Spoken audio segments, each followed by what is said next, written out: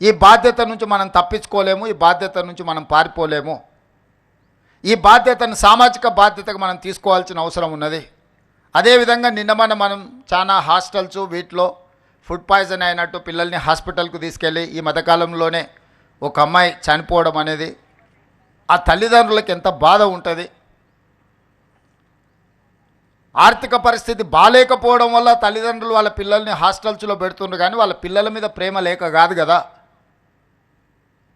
వందలాది కోట్ల రూపాయలు సంపాదించిన తల్లిదండ్రులకు వాళ్ళ పిల్లల మీద ఎంత ప్రేమ ఉంటుందో, రోజు కూలీ చేసుకున్న పేదవాడికి కూడా తన కన్న బిడ్డల మీద అంతకంటే ఎక్కువ ప్రేమ ఉంటుంది తప్ప తక్కువేం ఉండదు.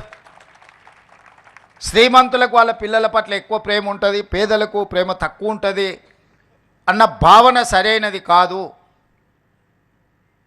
మరి వాళ్ళ పిల్లలు మనల్ని నమ్మి, ఈ ప్రభుత్వాన్ని నమ్మి, ఈ సిబ్బందిని నమ్మి ఈ రెసిడెన్షియల్ స్కూల్స్లో వాళ్ళ పిల్లలను చేర్పిస్తే వాళ్ళ సంక్షేమము, వాళ్ళ యోగక్షేమాలు మనం సరైన విధంగా చూడకుండా నిర్లక్ష్యం చేస్తే ఆ పిల్లలు చనిపోతే ఆ బాధ్యత ఎవరు తీసుకోవాలి?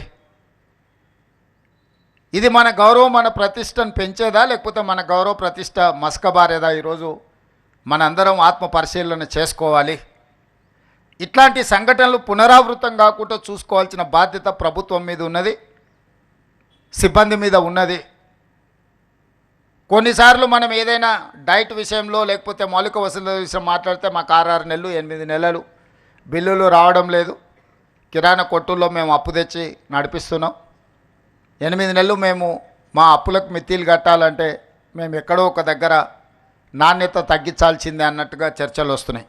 అందుకే ఈనాడు ప్రభుత్వం స్పష్టంగా నిర్ణయం తీసుకున్నది, ఎవ్రీ మంత్ 10th లోపల గ్రీన్ ఛానల్ ద్వారా అన్ని నిధులు ఈ రెసిడెన్షియల్ స్కూల్స్కి, హాస్టల్స్కి, కాలేజెస్కి సంబంధించిన ప్రతి రూపాయి 10 తారీఖు లోపల గ్రీన్ ఛానల్ అడగాల్సిన పని లేకుండా స్ట్రైట్గా వాళ్ళ ఖాతాలకు పోయే విధంగా, అది డైట్ ఛార్జెస్ కావచ్చు, కాస్మెటిక్ ఛార్జెస్ కావచ్చు, ఇతర విద్యా సంస్థల నిర్వహణకు సంబంధించిన నిధులు ప్రతి నెల 10 తారీఖు లోపల ఆటోమేటిక్గా విడుదలయ్యేటట్టు ఈ మధ్యనే ఆర్థిక శాఖ మంత్రి గారికి, అధికారులకు నేను ఆదేశాలు ఇవ్వడం జరిగింది.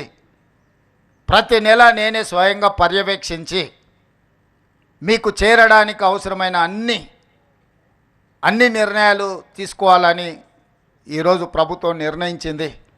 అదేవిధంగా గతంలో మీ స్కూల్ డ్రెస్లు ఎవరో ప్రైవేట్ కంపెనీలకు ఇస్తే వాళ్ళు సెప్టెంబర్, అక్టోబర్ వస్తే కూడా అప్పుడప్పుడు డిసెంబర్ వరకు కూడా కొన్ని విడతలుగా స్కూల్ డ్రెస్సులు ఇచ్చేవాళ్ళు. ఆ విధానాన్ని మార్చి సెల్ఫ్ హెల్ప్ గ్రూప్ మహిళా సంఘాలకు ఈ స్టిచ్చింగ్ బాధ్యత మొత్తం రాష్ట్రంలో ఉండే 65 లక్షల మంది మహిళా సంఘాలకు పాఠశాల పిల్లల యొక్క డ్రెస్సులు కుట్టే బాధ్యత వాళ్ళకిచ్చి 25 రూపాయలు ఉన్నదాన్ని 75 రూపాయలకు పెంచి ఈరోజు వాళ్ళందరికీ ఇవ్వడం ద్వారా మొన్నటి స్కూల్స్ ప్రారంభం రోజే ఒక్కొక్క జత ఆ రోజే మొదటి రోజే వాళ్ళందరికీ కూడా ఇవ్వడం జరిగింది. వాళ్ళ బట్టలు వాళ్ళకి అందుబాటులో ఇవ్వడమే కాకుండా టెక్స్ట్ బుక్కులు కూడా మొదటి రోజే ఇచ్చే విధంగా మన ప్రభుత్వం వచ్చినాక చర్యలు చేపట్టింది. ఇదే కాకుండా ఈరోజు రైతులకు ఉచితంగా కరెంట్ ఇస్తున్నాం, పేదవాళ్ళకి ఇంటికి 200 యూనిట్లు ఉచితంగా కరెంట్ ఇస్తున్నాం.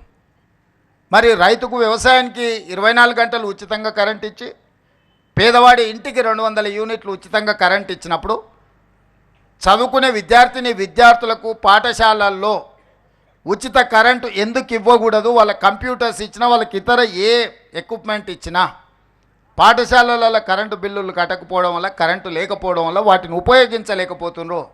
అందుకే రాష్ట్ర ప్రభుత్వం స్పష్టంగా నిర్ణయం తీసుకొని ఆల్ రెసిడెన్షియల్ ఆర్ గవర్నమెంట్ స్కూల్స్కి అంతా ఉచితంగా కరెంట్ ఇవ్వండి అని ఆదేశాలు ఇచ్చినాము.